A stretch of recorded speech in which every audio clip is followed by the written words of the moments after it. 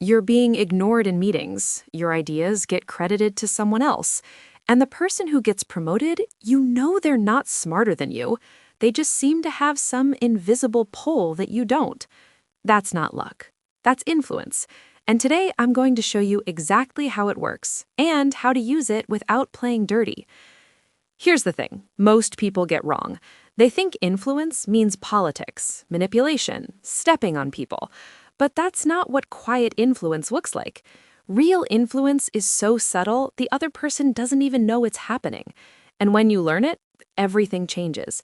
How people see you, how decisions go, how fast you move. Let's start with the thing no one teaches you. Most people try to convince others by pushing. They make a case, they argue, they present data. And sometimes that works. But the people who really move rooms, they don't push, they pull. They make the other person feel like the idea was already theirs. Here's how that actually plays out at work. Say you're in a meeting. You have an idea. Instead of saying, "I think we should do X," you say, "I was thinking about what you mentioned last week, and what if we tried X?" You've just made them a co-author of your idea. Now they want it to succeed because they're part of it. That's not manipulation. That's just smart. And it works because of one simple thing.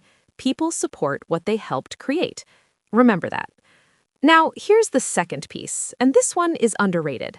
Silence. Most people fill silence. They talk too much. They over-explain. They justify. But the people with real influence in a room, they say their point once, clearly, and then they stop. They let the idea breathe. And that silence makes their words land harder. It makes them look certain, and certainty is contagious. Next time you make a point in a meeting, say it clean and stop talking. Watch what happens. Okay, so now we're getting somewhere. But there's a third thing, and this is the one that changes how people see you permanently. It's called social proof by association. People judge you by who you're around, not just in life, at work too. The people you ask for input, the meetings you're invited to, the names you mention casually in conversation.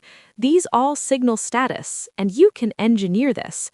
You do it by borrowing credibility from people who already have it. Ask a senior leader a genuine question. Quote their perspective in a meeting. Reference a conversation you had with someone respected. Not to name drop, to build an association. Over time, your name starts showing up in the same sentence as theirs, and that moves you up in people's minds without you saying a single word about yourself. Now let's talk about something that almost nobody does right: favors. Most people think influence is about giving favors. And yes, generosity matters, but the real move is in how you receive favors. When someone does something for you, most people say, "Thanks, no worries." That closes the loop. The other person helped you once and forgot about it. But when you say, "I really appreciated that. I'd love to return the favor," you've opened something. Not a debt, a connection. You've told them, "I value what you did, and I want to keep this going." That's how you build a web of goodwill that people actually feel invested in, and that goodwill pays off in ways you can't predict and can't plan. Here's a number for you.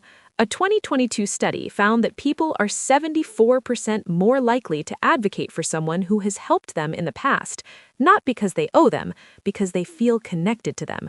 That's the difference. So, let's recap what we have so far. You pull, you don't push. You use silence like a tool. You borrow credibility by association, and you keep the loop open on favors. These 4 things alone will shift how people see you at work in a matter of weeks. But I want to give you one more, because this is the one that ties all the others together: consistency of presence. People trust what they see regularly. It's just how the brain works. There's actually a name for it: the mere exposure effect. The more someone sees you, the more they trust you. Not because you've done anything special, just because you showed up. What this means at work is simple. Show up to the meetings where decisions happen, even if you're not the main voice. Send the follow-up email after a call. Be the person who checks in. Not constantly, strategically. Once a week with a key person is enough to stay visible without being annoying. The people who get overlooked for promotions, most of them are talented.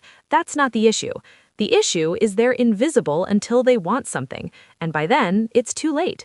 The decision was already made about someone else, someone who was already in the room. Quiet influence isn't about games. It's about being present, being consistent, and making other people feel seen. Because when people feel seen by you, they want to see you succeed. So here's what I want you to do this week. One thing. Pick one person at work who has influence you want access to. Ask them a real question, something you actually want to know. Start there. That's the first thread in the web. Because influence doesn't start with a strategy. It starts with a conversation.